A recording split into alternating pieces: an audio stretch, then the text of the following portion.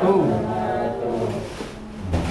حضرة النبي المصطفى رسول الله صلى الله عليه وسلم وآله وأصحابه وأزواجه وأولياته وذرياته وأهل بيته ثم إلى أرواح آبائه وإخوانه من الأنبياء والمرسلين وإلى الملائكة المقربين والكروبين والروحانيين والشهداء والصالحين وآل كل وأصحاب كل ثم إلى أرواح ساداتنا وموالينا وأئمتنا سيدنا أبي بكر وعمر وعثمان وعلي وإلى بقية الصحابة والقرابة وتابعي التابعين لهم بإحسان إلى يوم الدين. شهد لله لنا ولكم الفاتحة.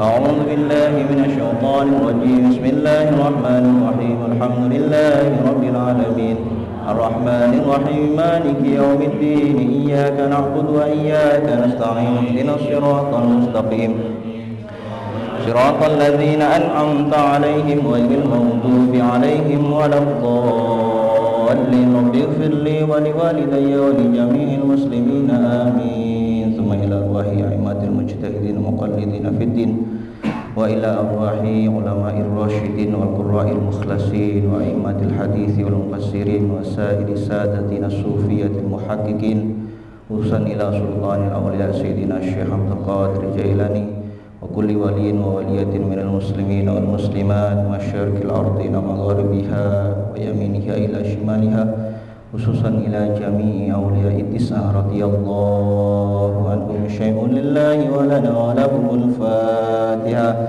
أعوذ بالله من الشيطان الرجيم. بسم الله الرحمن الرحيم. الحمد لله رب العالمين الرحمن الرحيم مالك يوم الدين إياك نعبد وإياك نستعين اهدنا الصراط المستقيم صراط الذين أنعمت عليهم غير المغضوب عليهم ولا الضالين. رب اغفر لي ولوالدي ولجميع المسلمين آمين. ثم إلى وحي جميع القبور من المسلمين والمسلمات والمؤمنين والمؤمنات الأحياء منهم والأموات مشارق الأرض إلى مغاربها برها وبحرها خصوصا آباءنا وأمهاتنا وأجدادنا وجداتنا ومشايخنا ومشايخ مشايخنا وأساتذتنا وأساتذة أساتذتنا ولمن أحسن إلينا ولكن علينا ولمن أوصانا وقلدنا عندك بدعاء الخير خصوصا إلى المؤلف هذا الكتاب الإمام العالم العلامة حجة الإسلام أبي حامد محمد بن محمد الغزالي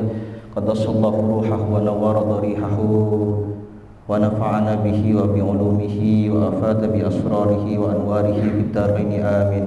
شيء لله ولنا ولكم الفاتحة. أعوذ بالله من الشيطان الرجيم. بسم الله الرحمن الرحيم. الحمد لله رب العالمين الرحمن الرحيم مالك يوم الدين إياك نعبد وإياك نستعين اهدنا الصراط المستقيم صراط الذين أنعمت عليهم غير المغضوب عليهم ولا الضالين. رب اغفر لي ولوالدي ولجميع المسلمين آمين. الحمد لله رب العالمين وبه نستعين على أمور الدنيا والدين والصلاة والسلام على أشرف الأنبياء والمرسلين Sayyidina Muhammad wa ala alihi wa sahbihi ajma'in. Amma ba'du. Hadratul muhtaramin, para alim, para ulama, para masyayikh, wabil khusus pembina musalla Nasihat Surati Suwandi, para pengurus takmir, jamaah musalla Nasihat Suryati Suwandi yang dirahmati dan diberkahi oleh Allah Subhanahu wa taala. Syukur alhamdulillah, pada malam hari ini kita masih diberikan kekuatan, kita masih diberikan kesehatan, diberikan kesempatan oleh Allah Subhanahu wa taala untuk berkumpul di tempat yang penuh barokah ini dalam suatu majlis ilmu, di mana Allah Subhanahu wa taala memberikan keistimewaan bagi mereka yang gemar, yang senang terhadap majlis ilmu. Illa nazzalat alaihimus sakinah, Allah akan menunjukkan kasih sayangnya kepada kita dengan memberikan ketenangan, kedamaian, keselamatan di dalam kehidupan kita. Wa ghasyiyat humur rahmah, Allah Subhanahu wa taala juga akan mencurahkan rahmatnya kepada kita dan wahaffathumul malaikah, bahkan Allah Subhanahu wa taala akan mengutus para malaikatnya untuk menyaksikan mereka-mereka yang senang, gemar melaksanakan atau duduk di suatu majelis ilmu. Mudah-mudahan mujalasah kita pada malam hari ini dinilai sebagai mujalasah yang diberkahi oleh Allah Subhanahu wa taala, yang mendatangkan ampunan dari Allah Subhanahu wa taala dan mendatangkan manfaat yang sebesar-besarnya bagi kehidupan kita baik di dunia maupun di akhirat. Jamaah yang dirahmati Allah Subhanahu wa taala, kajian kita pada malam hari ini adalah kitab Bidayatul Hidayah. Kitab Bidayatul Hidayah ini merupakan karangan dari Al-Imam Al-Alim Al-Allamah Hujjatul Islam Abi Hamid Muhammad bin Muhammad Al-Ghazali qaddasallahu ruhahu wa nawwara darihahu, di mana Imam Al-Ghazali di dalam kitab Bidayah ini tidak hanya menjelaskan tentang perkara-perkara dari sisi fikhiyah saja, dari sisi fikihnya saja, tetapi juga menyentuh sampai ke tasawufnya. Jadi kalau membahas tentang sholat misalnya, tidak hanya menjelaskan bagaimana cara sholat yang benar, tetapi juga bagaimana agar sholat kita itu benar-benar berkualitas di mata Allah Subhanahu wa ta'ala. Tidak hanya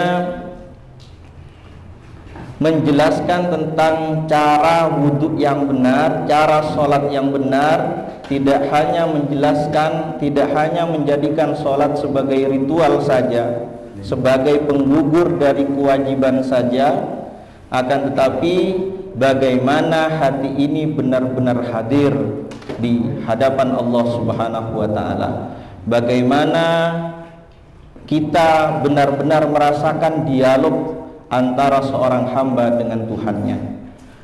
Karenanya di dalam kitab Bidayatul Hidayah ini Imam Al-Ghazali mengupas tentang tema-tema yang sederhana, mengupas tema-tema atau pembahasan-pembahasan yang sederhana yang mungkin menurut kita tidak terlalu penting.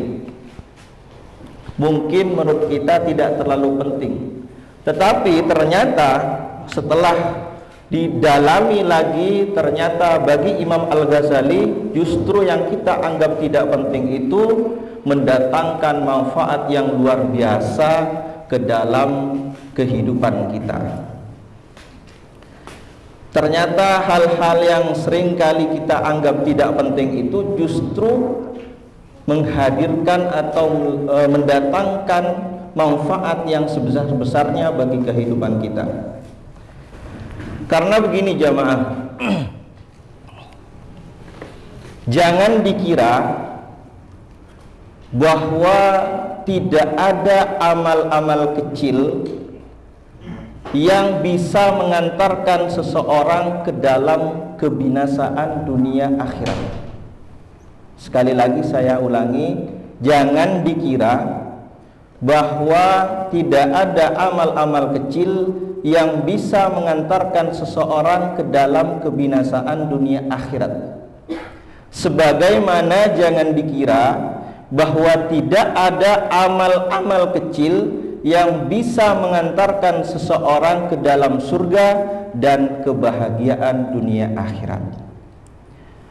Seringkali kita melaksanakan suatu amal ibadah yang kita anggap remeh, yang itu kita anggap kecil di hadapan kita, dan kita tidak terlalu memperhitungkannya.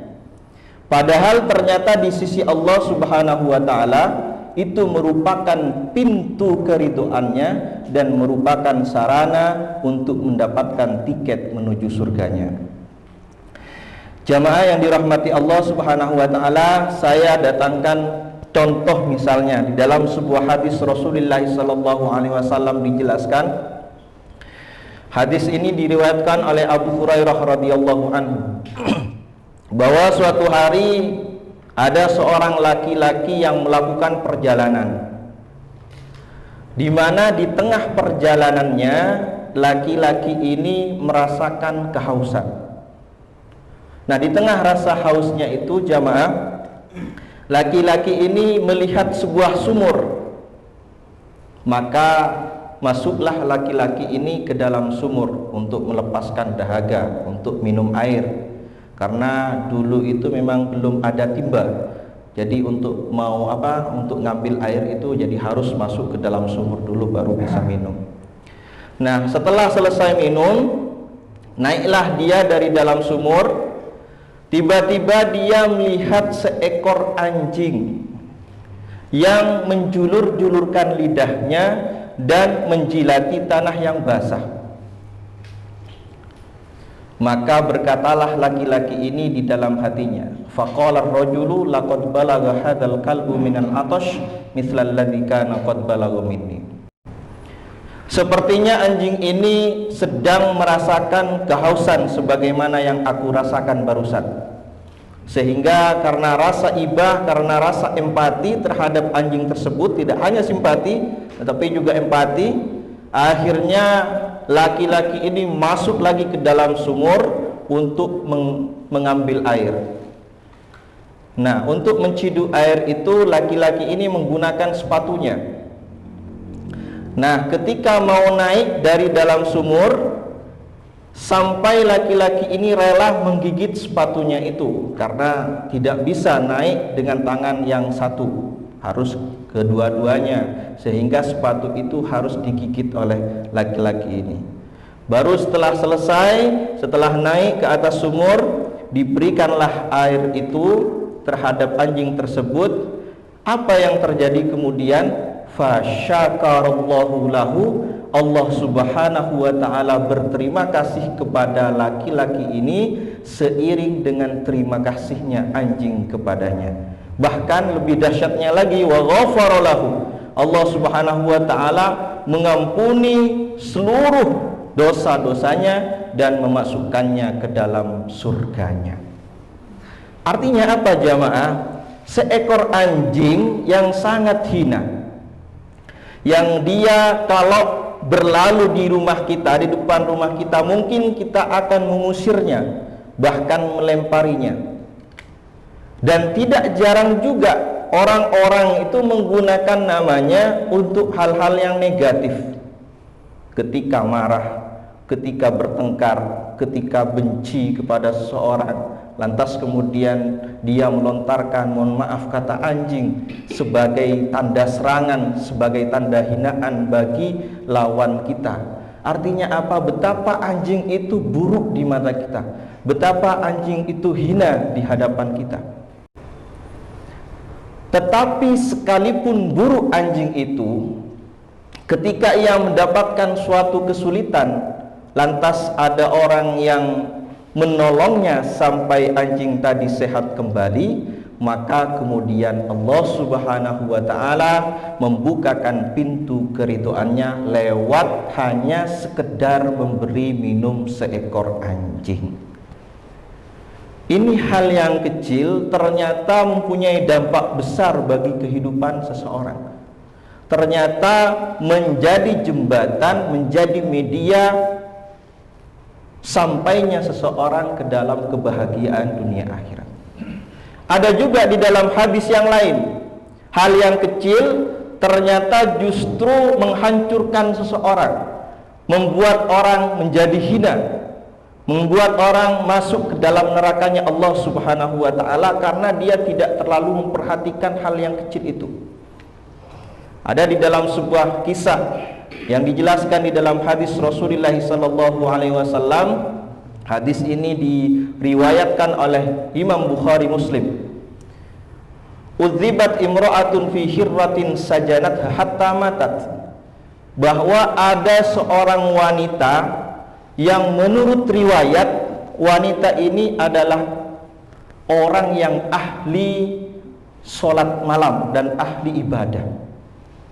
Tetapi ternyata di akhir hayatnya justru wanita ini divonis masuk ke dalam neraka. Hanya gara-gara apa? Hanya gara-gara kucing. Fi hirratin, hanya gara-gara kucing. Apa yang dilakukan wanita ini terhadap kucing itu? Sajanat hatta matat. Wanita ini mengurung kucing tadi sampai kucing tadi mati. La hiya at'amatha. Sang wanita jangankan memberi minum kucing tadi, wala hiya saqatha, jangankan memberi makan kucing tadi, idh hiya habasatha, bahkan sang wanita itu mengurungnya, wala hiya tarakatha, bahkan dia tidak melepaskan kucing tadi makan dari reremputan bumi. Itulah perkara-perkara yang kecil ternyata memberikan dampak yang luar biasa bagi kehidupan seseorang. Kalau seseorang itu tidak memperhatikan sekalipun itu hal kecil. Kesimpulannya apa? Dari dua kisah tadi, bisa jadi manusia itu masuk ke dalam surga karena sholatnya yang khusyuk. Ada juga orang yang masuk surga karena zakatnya yang ikhlas dan sempurna. Ada juga orang yang masuk ke dalam surga karena puasanya yang terus-menerus. Ada juga orang yang masuk surga karena ibadah hajinya yang mabrur. Tetapi bukan berarti tidak ada amal-amal kecil yang bisa mengantarkan seseorang menuju keridhaan Allah Subhanahu wa taala. Begitu juga sebaliknya, bisa jadi orang masuk neraka itu karena dia tidak melaksanakan sholat. Bisa jadi orang masuk ke dalam neraka karena dia tidak membayar zakat, karena dia tidak berpuasa, atau karena dia tidak melaksanakan ibadah haji padahal dia mampu. Akan tetapi jangan dikira bahwa tidak ada amal-amal kecil yang bisa mengantarkan seseorang ke dalam kebinasaan dunia akhirat. Karenanya jamaah yang dirahmati Allah Subhanahu wa taala, Imam Al-Ghazali mengupas tentang tema-tema yang sederhana, tetapi jangan disangka bahwa yang sederhana itu tidak mempunyai pengaruh besar terhadap kehidupan kita.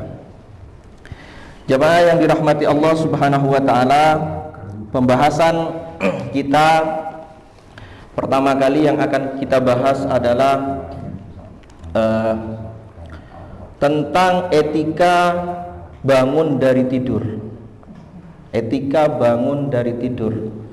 Ada juga etika mau tidur, ada juga etika masuk masjid, ada juga etika keluar masjid. Jadi pembahasannya sederhana-sederhana. Ini sekarang adalah etika etika bangun dari tidur. Nah, ini penting. Ini penting kita perhatikan karena inilah kemudian yang membedakan kita antara orang yang pernah ngaji dengan orang yang tidak, antara orang yang pernah belajar dengan orang yang tidak, antara orang yang berilmu dengan orang yang tidak berilmu. Sekalipun prosesnya sama-sama bangun tidur ya, bangun tidur ya sudah seperti itu, tidak ada istimewa-istimewanya. Tetapi kalau orang memperhatikan etika atau adab-adab bangun tidur itu, justru itu yang akan istimewa di mata Allah Subhanahu wa taala. Akan ada nilai-nilai lebih di sisi Allah Subhanahu wa taala, akan ada fadilah atau keutamaan yang akan kita dapatkan di sisi Allah Subhanahu wa taala. Bagaimana caranya agar supaya kita bisa mendapatkan fadilah atau keutamaan dari bangun tidurnya kita itu?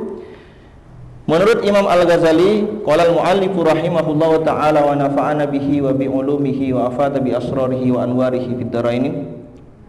Amin.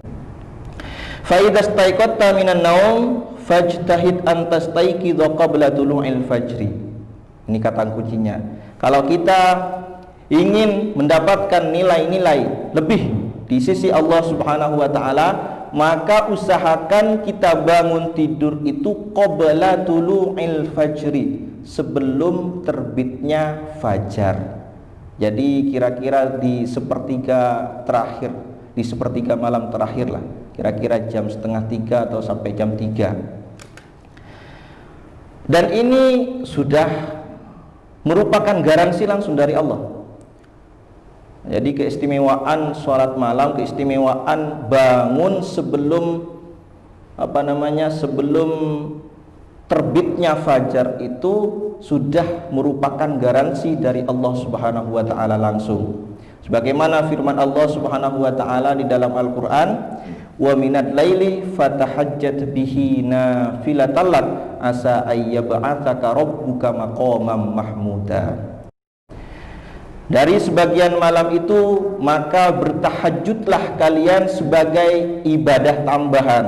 Jadi kalau sholat wajib itu merupakan modal, maka keuntungannya itu ya sholat sunnah. Sholat sunnah, terutama sholat sunnah yang dilaksanakan pada malam hari. Sebagai ibadah tambahan kepadamu, asa ayyab'atsaka rabbuka maqaman mahmuda, agar supaya kamu mendapatkan kedudukan yang paling mulia di sisi Allah Subhanahu wa taala. Nah, di samping itu jamaah, Rasulullah sallallahu alaihi wasallam mengatakan bahwa bangun pada waktu sebelum terbitnya fajar untuk melaksanakan sholat itu, bangun sebelum terbitnya fajar untuk melaksanakan sholat itu merupakan kriteria dari orang-orang yang soleh. Orang-orang yang soleh itu ciri-cirinya pasti dia gemar sholat malam, bangun sebelum terbitnya fajar dan melaksanakan sholat malam. Bagaimana hadis Rasulullah sallallahu alaihi wasallam, alaikum biqiyamil lail, alaikum biqiyamil lail fa innahu da'abus solihina qablakum. Hendaknya kamu melaksanakan qiyamul lail, bangun pada malam hari, karena pada malam hari itu merupakan bangun pada malam hari untuk melaksanakan sholat malam itu merupakan warisan dari ulama-ulama pendahulu kita, dari para aslafunas soleh, ulama-ulama pendahulu kita. Jadi bisa dikatakan sholat malam itu merupakan tolak ukur dari kesalehan seseorang. Karena bangun malam itu memang sulitnya minta ampun jemaah. Bangun malam itu sulitnya minta ampun. Apalagi hujan-hujan seperti ini. Bangun malam sulitnya minta ampun, karena memang nyenyak-nyenyaknya tidur. Nyenyak-nyenyaknya tidur. Nah, kalau ada orang kemudian yang bangun malam untuk melaksanakan sholat sunnah atau sholat tahajud, bisa dipastikan orang ini pasti hanya ingin mendapatkan ridho dari Allah Subhanahu wa ta'ala. Karena untuk tujuan apa lagi? Mau riak juga, riak ke siapa? Tidak ada. Mau riak ke seseorang yang lain pada tidur, pada pulas tidur. Mau riak ke siapa? Mau riak ke syaitan juga tidak mungkin. Jadi bisa dipastikan orang yang bangun malam untuk melaksanakan tahajud itu adalah orang yang memang benar-benar soleh, orang yang memang benar-benar ingin mendapatkan ridho dan maunah dari Allah Subhanahu wa ta'ala. Nah, apalagi kalau kita juga perhatikan di dalam Al-Quran itu juga disebutkan kriteria dari orang yang soleh itu. Misalnya Allah Subhanahu wa ta'ala menyebutnya wa kanu qalilan minal laili ma yahja'un. Mereka itu sedikit sekali tidur pada malam hari. Jadi orang-orang soleh itu sedikit sekali tidur pada malam hari. Wabil asharikum yastaghfirun. Dan pada sepertiga malam terakhir itu mereka bangun dari tidur mereka untuk meminta ampun kepada Allah Subhanahu wa ta'ala. Di ayat yang lain juga Allah Subhanahu wa ta'ala menyebutkan kriteria dari orang-orang yang soleh itu. Tatajafa junubuhum anil madaji'i yad'una rabbahum khawfa wa tama'a wa mimma razaqnahum yunfiqun. Lambung-lambung mereka itu jauh dari tempat tidur. Jadi Allah Subhanahu wa ta'ala menyebutnya ciri-ciri dari orang yang soleh itu lambung-lambung mereka itu jauh sekali dari tempat tidur. Dan pada malam hari mereka bangun untuk memohon ampun kepada Allah Subhanahu wa taala dengan penuh keikhlasan, dengan penuh pengharapan, dengan penuh hati yang khudu takut kepada Allah Subhanahu wa taala. Itu salah satu di antara ciri atau kriteria yang Allah sebutkan bagi orang yang soleh di dalam Al-Quran. Karenanya jamaah yang dirahmati Allah Subhanahu wa taala, memang kita dianjurkan oleh Islam itu untuk tidak terlalu larut malam tidurnya. Dan Allah dan Rasulullah sendiri tidak suka orang yang tidur terlalu larut malam. Rasulullah itu tidak suka orang yang tidur sebelum Isya dan orang yang ngobrol setelah Isya. Ngobrol itu dalam artian cangkruan gitu misalnya, omong-omongan dengan omongan yang tidak penting. Nah, itu Rasulullah tidak suka. Rasulullah justru menganjurkan siapkan diri kalian untuk menghadapi malam-malam untuk berdialog dengan Allah Subhanahu wa taala, sehingga setelah Isya itu kita sudah bisa menyiapkan, sudah santai, jam 9 itu sudah bisa istirahat, atau maksimal jam 10 lah, jam 10. Jadi tidak boleh terlalu terlalu larut malam, karena badan ini kan juga butuh asupan dari seharian yang sudah capek. Kemudian kalau tidak dibantu dengan istirahat yang cukup, maka badan kita akan kewalahan. Jadi manfaat yang pertama, jamaah yang dirahmati Allah Subhanahu wa taala, dari bangun sebelum fajar itu adalah kita bisa melaksanakan salat malam, yang itu ternyata khasiatnya luar biasa, manfaatnya luar biasa bagi kehidupan kita yang sudah saya sebutkan barusan. Kemudian yang kedua, kalau kita melihat dari perspektif atau kacamata ilmu kesehatan,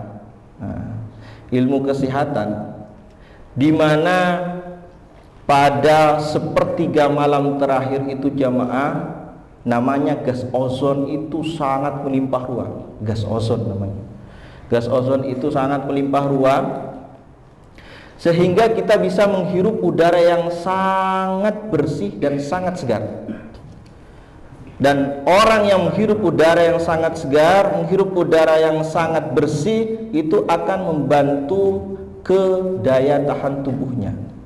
Virus-virus yang akan masuk ke tubuhnya atau bakteri yang akan masuk ke tubuhnya itu kemungkinan akan tercegah lewat daya tahan tubuh itu tadi. Karena di sepertiga malam terakhir itu bisa menstimulasi metabolisme oksigen dan bisa mengaktifkan sistem daya ketahanan tubuh kita. Karenanya orang yang terlambat bangun dari tidur atau orang yang tidur lagi setelah sholat subuh itu biasanya bangunnya itu sakit kepala. Kenapa? Karena dia kekurangan oksigen pasti. Kemudian yang kedua, udara yang segar, udara yang bersih itu bisa membantu mempercepat aliran darah kita sampai ke otak kita. Manfaatnya apa? Tentu saja daya ingat kita itu akan semakin meningkat, daya pikir kita itu semakin meningkat. Karenanya kalau ada putra atau cucu, jadi usahakan belajarnya itu setelah subuh, karena udara masih segar, udara masih bersih, dan itu membantu mempercepat edaran darah kita itu aliran darah sampai ke otak kita, sehingga otak kita itu menjadi fresh dan pelajaran itu biasanya mudah ditangkap. Di samping juga jamaah yang dirahmati Allah Subhanahu wa taala, pada sepertiga malam terakhir itu memang Allah Subhanahu wa taala mengutus para malaikat-malaikatnya untuk memberikan rizki kepada hamba-hambanya yang hidup di dunia.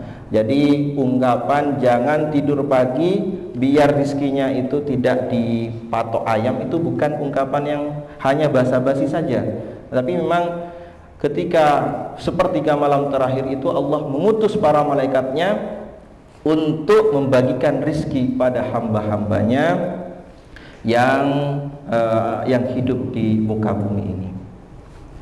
Baik, kita lanjutkan. Sudah setengah jam.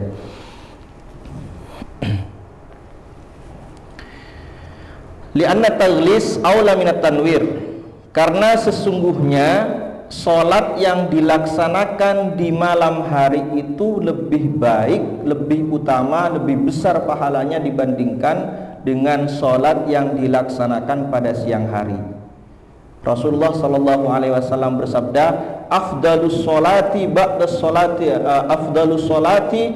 sholatil maktubah as-sholatu fi jawfil lail, bahwa sholat yang paling utama setelah sholat wajib, setelah sholat wajib, sholat 5 waktu itu, zuhur, asar, maghrib, isya, dan subuh, itu adalah sholat yang dilaksanakan pada malam hari.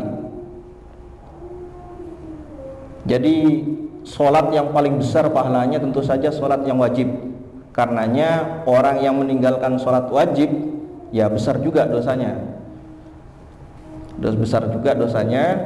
Nah, yang melaksanakan sholat wajib itu besar juga pahalanya. Makanya sampai diwajibkan. Nah, setelah sholat wajib itu, kemudian sholat yang dilaksanakan pada malam hari, sholat mutlak, terserah sholat apa saja, sholat tahajud, sholat witir, sholat hajat, dan lain sebagainya.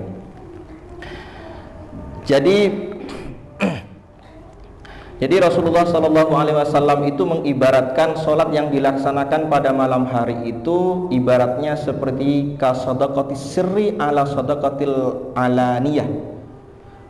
Diibaratkan seperti sedekah yang dilaksanakan dengan sembunyi-sembunyi daripada dilaksanakan secara terang-terangan. Tentu keutamaannya berbeda, sedekah yang dilaksanakan secara sembunyi dengan sedekah yang dilaksanakan secara terang-terangan.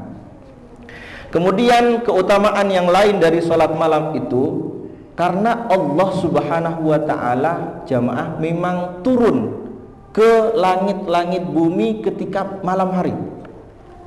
Jadi Rasulullah bersabda, yanzilu rabbuna tabaraka wa ta'ala kulla lailatin ila sama'id dunya. Jadi Allah Subhanahu wa Ta'ala itu turun ke langit-langit bumi, yaitu pada malam hari, pada setiap malam. Setiap malam itu Allah turun ke langit-langit bumi, ya. Tidak usah dibayangkan seperti apa turunnya. Wahina yabqa sulusul lailil akhir, dan ketika sampai sepertiga malam terakhir, maka Allah Subhanahu wa Ta'ala berfirman, may yad'uni sa'astajibalahu, barang siapa yang memohon kepadaku, maka aku akan kabulkan permohonannya. Waman yas'aluni fa'u'tiyalahu, barang siapa yang meminta kepadaku di sepertiga malam terakhir itu, maka pasti akan aku kasih permintaannya. Barang siapa wa may yastaghfiruni fa'ughfiralahu, barang siapa yang meminta ampun kepadaku pada sepertiga malam terakhir itu, pasti akan aku terima permohonan ampunannya, pasti akan aku terima taubatnya. Jadi Allah Subhanahu wa Ta'ala itu pada malam hari turun ke langit-langit bumi, dan pada sepertiga malam terakhir itu, siapa di antara hamba-hambaku yang meminta, maka akan aku kabulkan permintaannya. Siapa di antara hamba-hambaku yang bermohon, yang meminta ampun kepadaku, maka akan aku terima permintaan ampunannya. Barang siapa yang memohon, berdoa kepadaku, maka pasti akan aku kabulkan permohonannya. Itulah jamaah yang dirahmati Allah Subhanahu wa Ta'ala, keutamaan pada malam hari yang luar biasa. Dan sholat sunnah ini bisa kita laksanakan di rumah. Dan itu lebih utama sebenarnya. Jadi melaksanakan sholat di rumah itu sebenarnya lebih utama dibandingkan dengan melaksanakan sholat di musola ataupun di masjid, kecuali sholat 5 waktu. Karena Rasulullah SAW bersabda, Inna afdalas sholati sholatul mar'i fi baitihi illal maktubah. Sholat yang paling utama itu sebenarnya yang dilakukan seseorang di rumahnya, kecuali sholat 5 waktu. Jadi sholat sunnah sebenarnya afdal itu dilaksanakan di rumah. Tetapi karena ya sepertinya kalau sudah sampai rumah itu ya sudah sudah malas, pasti ya tidak apa-apa, daripada tidak dilaksanakan mending langsung dilaksanakan di musola. Jadi setelah sholat maghrib langsung sholat ba'diyah di musola, setelah sholat isya juga langsung dilaksanakan di musola sholat ba'diyahnya. Karena kalau sudah pulang ke rumah itu biasanya kata orang Madura itu re-erean. Apa istilahnya re-erean itu? Malas kalau sudah nyampe rumah itu. Malas-malasan. Jadi ya daripada tidak dilaksanakan, mending laksanakan di musola atau di masjid daripada tidak dilaksanakan. Tetapi kalau bisa ya dilaksanakan di rumah, karena sholat yang paling utama itu terutama sholat sunnah itu dilaksanakan di rumah, kecuali sholat yang wajib. Kalau sholat wajib utamanya dilaksanakan di masjid, apalagi sholat berjamaah. Kata Rasulullah itu, seandainya saya dibolehkan oleh Allah Subhanahu wa Ta'ala membakar rumah orang-orang yang tidak berjamaah itu, saya akan bakar. Dari saking besarnya pahala sholat jamaah itu. Seandainya saya diperbolehkan oleh Allah Subhanahu wa Ta'ala membakar rumah orang-orang yang tidak sholat berjamaah, maka pasti akan saya bakar rumahnya. Itu dari saking. Ada seorang yang sholat wajibnya itu dilaksanakan di rumah. Setelah masjid, tiba-tiba dia tidak sholat, yang lain pada sholat jamaah, dia sendirian tidak sholat. Ketika ditanya, kenapa kamu tidak sholat? Kata Rasulullah, kenapa kamu tidak sholat? Saya sudah sholat di rumah ya Rasul. Saya sudah sholat jamaah bersama dengan istri saya. Enggak, sholat lagi kamu berjamaah di sini, karena sholat yang kedua itu merupakan sholat yang sebagai sholat sedekah. Jadi dianggap sebagai sholat sedekah.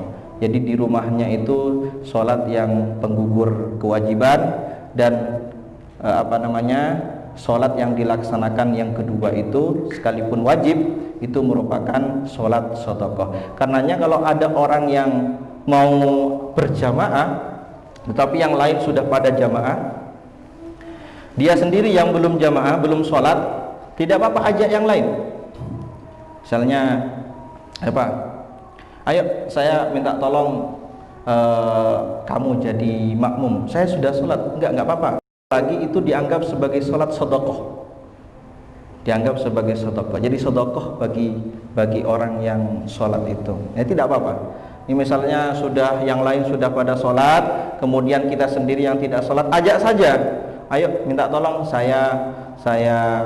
kamu berjamaah lagi dengan saya, karena sholat yang kedua itu dianggap sholat sedekah.